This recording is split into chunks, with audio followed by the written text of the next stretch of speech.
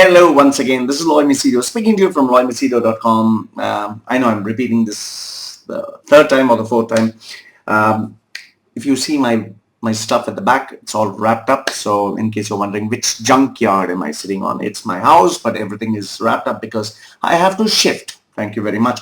And if you wonder why is my face so bright, it's because I have this big TV screen, which is the 32-inch Bravia, and it's pretty bright when I do the recording. So anyway, I am going to share with you the book review, that is the 5 Dysfunctions. Wait, let me get that right.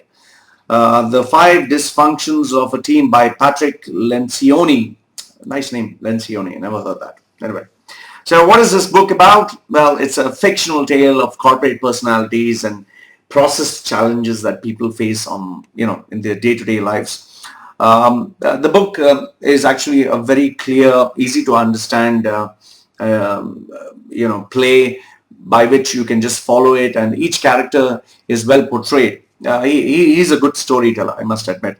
It's divided into 2 parts. The first part being the story or the fable. The second part being the points of wisdom that sounded more like an academic styled lecture.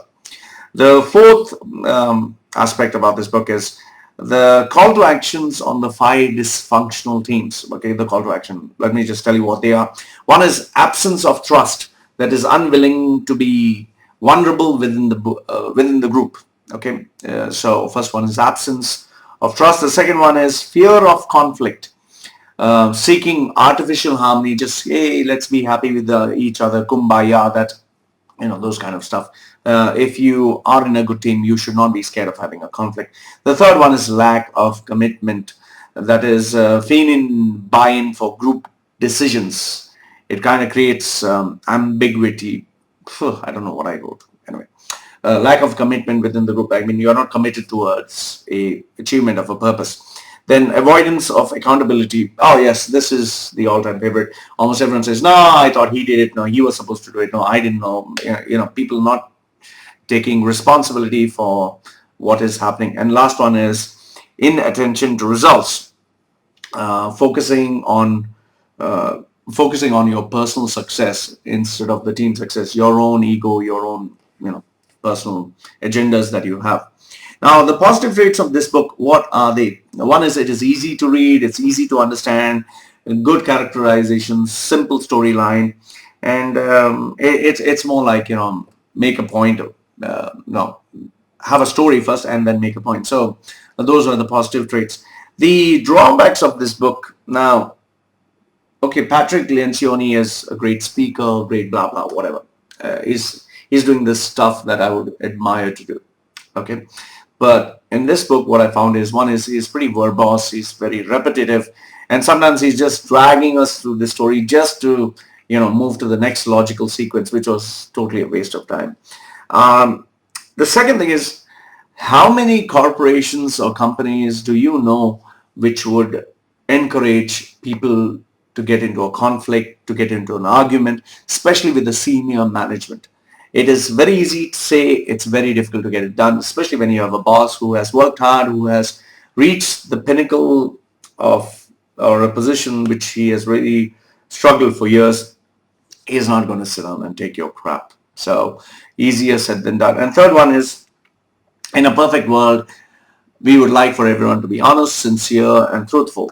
But the question is, can you predict the dynamics of a human being? Is it like everyone wants to be dedicated, and even if everyone wants to be dedicated, do they get along? So the book, I don't know, but I felt the book cannot or does not cover these dynamics. So conclusion is, it is a good book. It gives you some food for thought. But however, after you read the book, you kind of get all these questions coming to your mind is, how far would someone be willing to go to make this, to get these principles, apply these principles? The second one is where competition in politics slithers its way into the dark annals and galleys of corporate greed. I mean, this book would be more like a candle in the wind. It would be something that we would admire, but I don't think it would last for very long.